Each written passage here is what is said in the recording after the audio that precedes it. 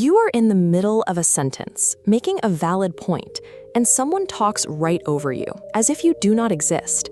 You try to keep speaking, but they raise their volume until you are forced to be quiet. This behavior is rarely an accident. When someone talks over you, they are signaling to the room that their voice is more valuable than yours. It is a calculated test of dominance. You can dismantle this behavior without ever raising your voice. The precise behavioral strategy required to do this is called the hard pause.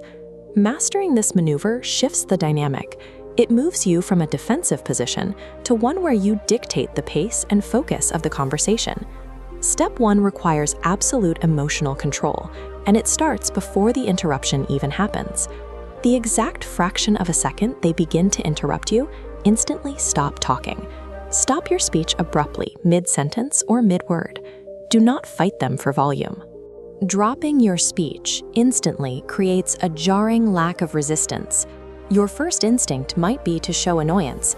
You must keep your face completely relaxed, cold, and expressionless. Under no circumstances should you make the verbal mistake of saying, "Let me finish."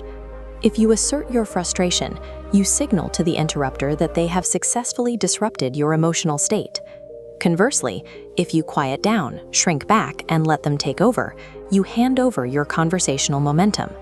Whether you fight for volume or react emotionally, you hand the interrupter your respect and grant them control of the exchange.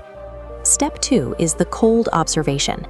The moment you halt your speech, lock your eyes directly onto theirs while keeping your face completely expressionless. You are adopting the stance of an observer. You are analyzing your behavior rather than participating in the exchange. You must consciously override the reflex to nod while the other person speaks.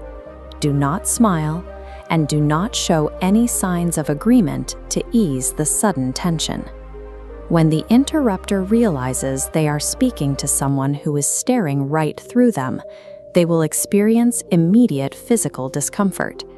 This unyielding observation removes their conversational safety net.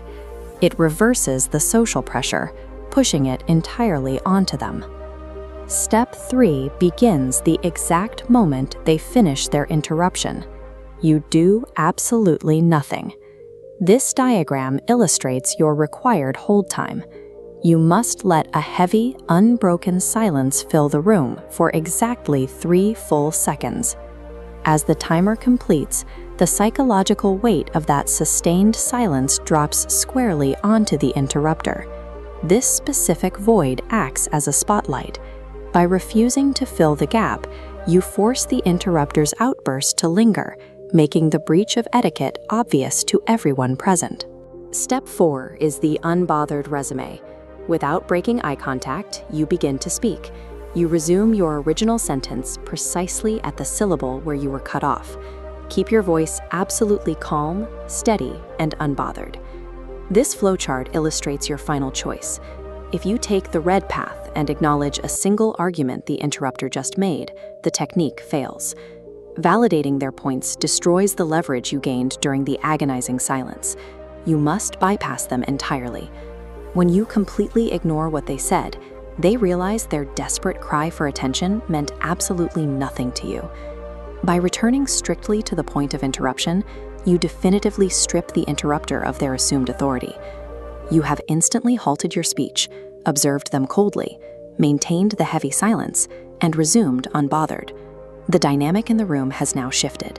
The interrupter is neutralized, and you have entirely regained control of the floor.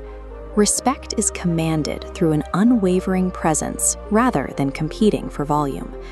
Regulating your own reaction in these 10 seconds dictates how the rest of the room perceives your authority. Subscribe to continue refining these psychological strategies.